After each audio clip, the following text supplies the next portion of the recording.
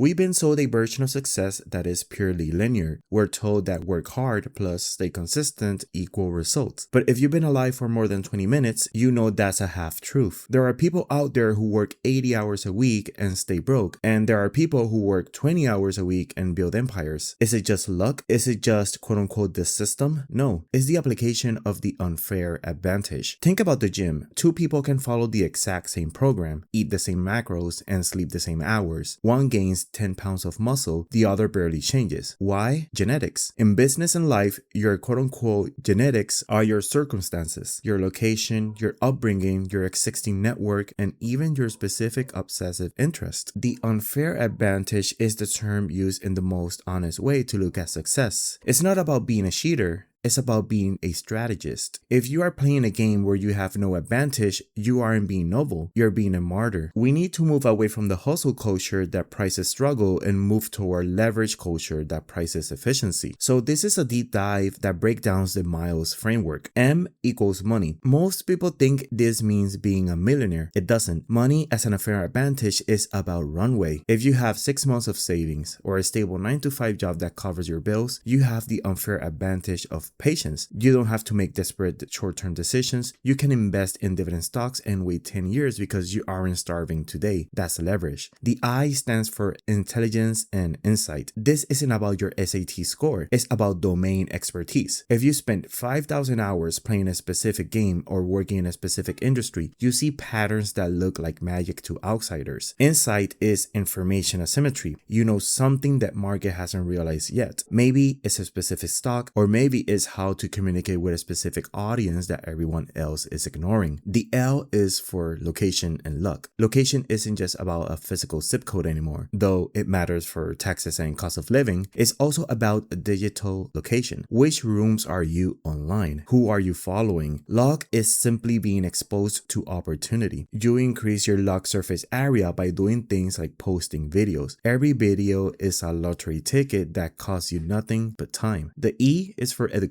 and expertise. True expertise is the ability to simplify the complex. If you can explain dividend growth investing using a video game analogy, you have combined two domains. That's an education advantage. You are teaching people through a lens they already understand. And the S is for status. This is your social capital. It's trust. In an era of AI and faceless brands, being a real person who chose their real portfolio, including the red days, is a massive status advantage. People follow people, not spreadsheets. So how do you find yours? You have to look at what you do that feels like play to you but looks like work to others. If you can sit for 4 hours and analyze a company's 10K filing or grind for levels in an RPG and you enjoy the process, that is a sign of an unfair advantage. Most people find that incredibly boring. Your ability to endure the boring part is your edge. An unfair advantage is rarely one thing, it's a stack. For example, advantage 1, you understand Spanish speaking markets. Advantage number 2, you have a background in finance. And advantage number 3, you are comfortable with video production. Individually, these are common. Together, you are in the top 1% of a very specific niche. That is how you become uncopyable. If someone tries to compete with you, they have to learn 3 different disciplines just to get to the starting line. Now, leverage is a force multiplier. If you have an unfair advantage but you don't leverage it, it's like having a Ferrari with no gas. Leverage